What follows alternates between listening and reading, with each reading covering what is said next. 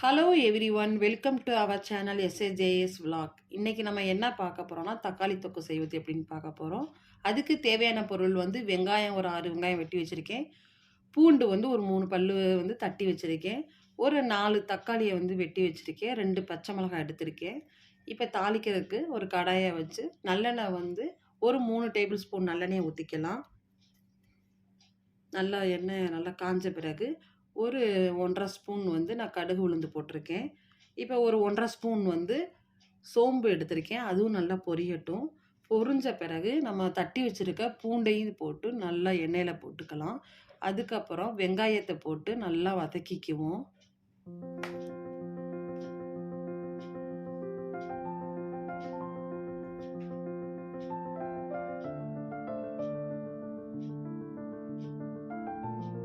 இப்போ உப்பு கொஞ்சம் போட்டிங்கன்னா எவ்வளோ சீக்கிரம் நல்லா வதங்கிடும்.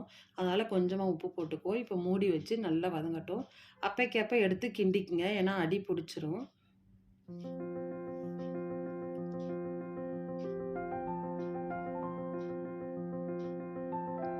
இப்போ பாருங்கள் நல்லா வதங்கிடுச்சு. கண்ணாடி பதத்துக்கு வந்தாலே போதும். ஒரு 1 டேபிள் ஸ்பூன் வந்து மிளகாத்தூள் போட்டிருக்கேன். அதையும் போட்டு நல்லா வதக்கிக்குவோம். இப்போ நம்ம வெட்டி வச்சுருக்க தக்காளி பழத்தை பச்சை மிளகாவையும் இதில் போட்டு நல்லா வதக்கிக்குவோம்.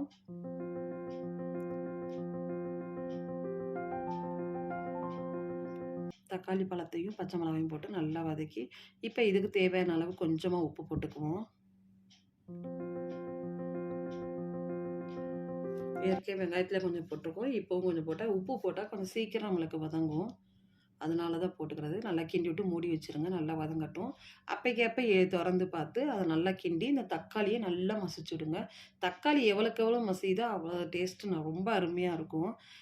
இது தக்காளி தொக்கை வந்து நம்ம தோசைக்கு தொட்டுக்கலாம், சப்பாத்திக்கு தொட்டுக்கலாம். அதுக்கப்புறம் சுடுசோத்துல போட்டு நல்லா பிரட்டிக்கலாம். இப்போ இதுக்கு வேண்டிய மசாலா வந்து மஞ்சத்தூள் 1 ஸ்பூன் போட்டுக்கலாம். மிளகாத்தூள் வந்து நான் 1 1/2 ஸ்பூன் போட்டிருக்கேன். உங்களுக்கு காரத்துக்கு ஏத்தாப்புல பார்த்துக்குங்க. மிளகு வந்து ஒரு டேபிள் ஸ்பூன் வந்து போட்டிருக்கேன். இப்போ இதை நல்லா வதக்கிக்குவோம். இந்த மசாலா வாடை போகிறதுக்காக நம்ம என்ன செய்யலாம், ஒரு 1/4 டம்ளர் தண்ணி ஊற்றி நல்லா வேக வச்சுக்குவோம். தக்காளியும் மட்டும் நல்லா மசிச்சுடுங்க. இதை மூடி வச்சு நல்லா சிம்மில் நல்லா வேகட்டும். அப்பைக்காம கிண்டிக்கிங்க. அப்போ தான் வந்து அடி பிடிக்காது. பாருங்கள், சுவையான தக்காளி தொக்கு ரெடி. இப்போ கொத்தமல்லி கருவேப்பிலையை போட்டு இறக்கிற வேண்டியதான். ரொம்ப அருமையாக இருக்கும். செஞ்சு பாருங்கள் கண்டிப்பாக. என் சேனல் பிடிச்சிருந்தா லைக் பண்ணுங்கள், ஷேர் பண்ணுங்கள், மறக்காமல் சப்ஸ்கிரைப் பண்ணிடுங்க.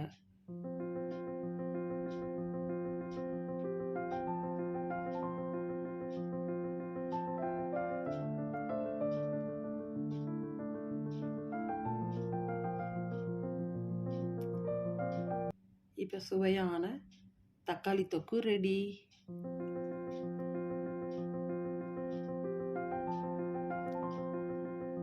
Thank you for watching.